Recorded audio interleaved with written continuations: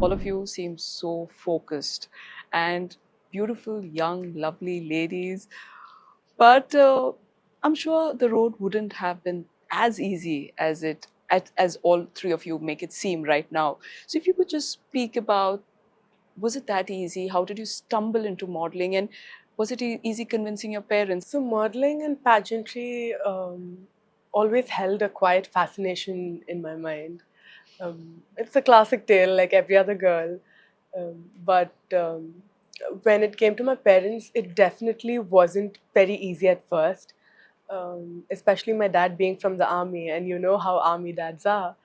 I was his baby. I still am his baby. So he's obsessed with me. He's overly protective of me. And he's always been very apprehensive towards this industrial field. And for me to convince him and convince my mother to let me do this, and I am someone who's very fond of my parents. I'm equally obsessed with them, and I didn't want to step into this without their approval. So for me to convince them, I had to prove it to them that I was not only in it for the fame or the money aspect of it or the recognition, but I was truly very passionate about it, and I really wanted to do something out of my life. And so I made sure to complete my education first. Because I've seen a lot of people, they kind of are stuck in a situation where it is this or that, and I'm like, why not this and that? I had the privilege of making some really great friendships in life, and they were the kind of friends who push you even when you feel inadequate. And I remember at that time I was about 10 kilos heavier, Okay. and I personally had a very different lifestyle that wasn't quite sustainable. And it's due to that reason that I did not want to go audition, right? But they came with me, and throughout that like 6 to 8 hour period, they were sitting there, and I failed first. Like, I came in for Miss Diva for the audition, and then I realized that more than fitting into a prototype, it's about feeling the best in your own skin. And if you won't be able to exude confidence unless you truly feel like you've done enough on your end to be worthy of standing on a certain platform. I am blessed to have a set of parents and family that, in fact, more than myself, want me to achieve everything that I possibly want to.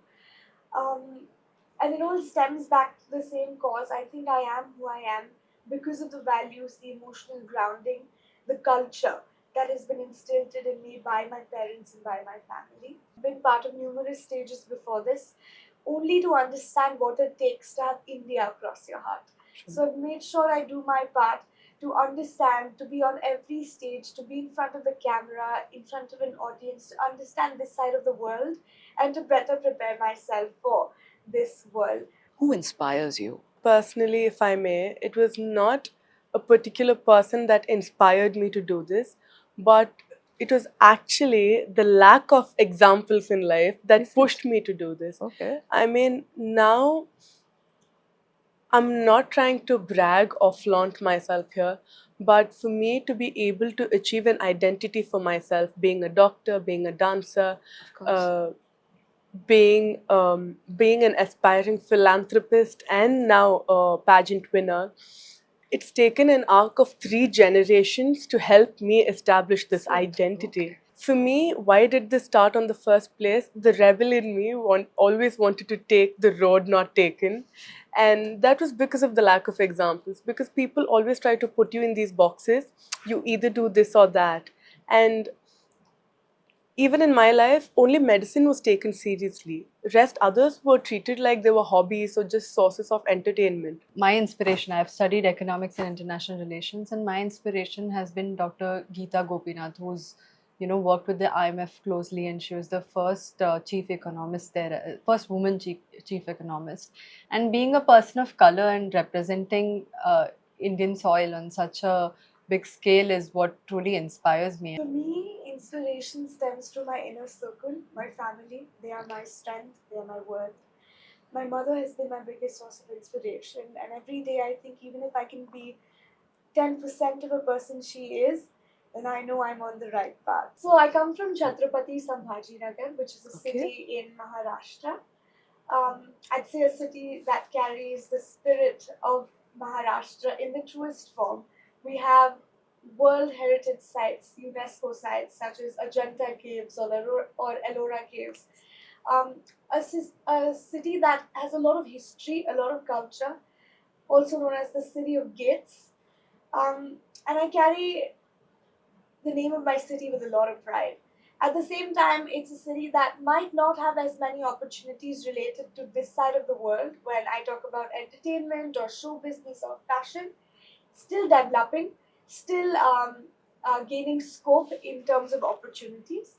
But at the same time, it is where my home lies, where my people are, where my family is, and somewhere I've been born and brought up. My schooling has happened, early schooling has happened there. And if I were to talk about my childhood, I've had the most nurturing childhood, if I could put it in a beautiful sense.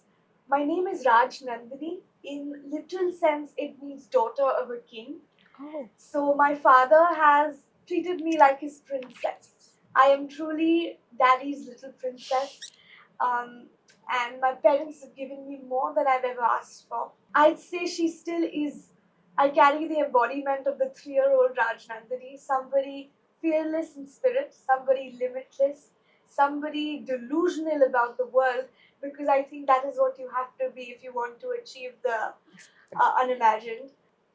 You come from the city of Goa, the vibrant city of Goa, with so much of life and so many stories. So I was born in Goa and raised there for a bit. Then I moved to the outskirts of Goa and Karnataka, which is called Karwar, and it's about like, it's quite close. It's literally after the border.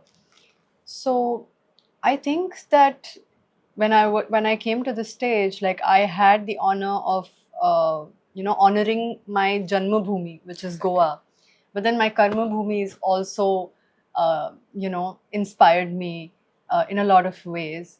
I think my grandmother, especially, like the stories that she's told me, because my parents were very busy when I was growing up. So I often spent a lot of time listening to stories that my grandmother told me about her life, my parents' life. And she raised 4 daughters at a time where, daughters were seen as a burden.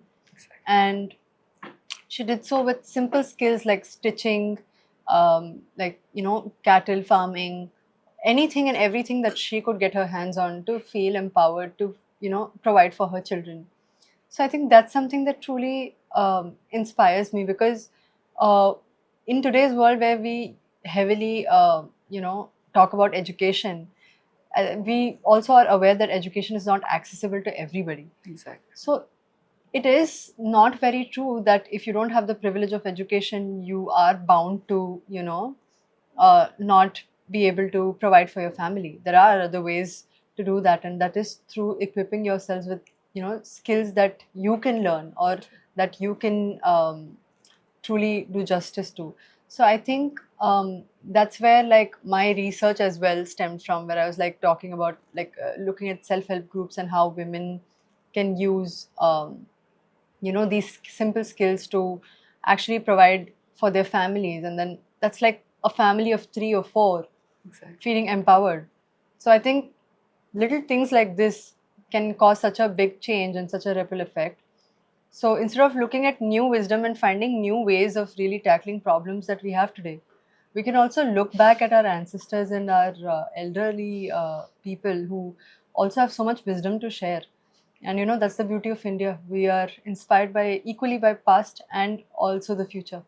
I was very to myself, but I had the privilege of being educated in one of the schools where they taught you life skills, where they taught you mythology. So, I was a kid full of imagination, and that's where all of this is coming from, I guess. And I used to chant like 2 to 3 chapters of Bhagavad Gita while also understanding. And we were also instilled, the practice of meditation, which makes me a very calm person today. Army kid, I believe. As he introduced you, you Yeah. come from Jammu and Kashmir, but Yes. you've got your roots in Telangana as well. Tamil Nadu. Tamil Nadu. Yeah. Yeah. Tell me about yourself. I was born into a Tamil Telugu heritage. into an army background. But then I was completely raised in Jammu, in Jangalore to be exact. And after living in quite a number of places across India, now I'm in Chennai with my parents, where my home is. And traveling so much has taught me one thing, that is, adaptability is there for sure. But apart from it, because I was constantly taken out of my comfort zone, one thing I can very strongly say is I'm less apprehensive about uncertainty. And that is a beautiful characteristic I think a lot of us should imbibe.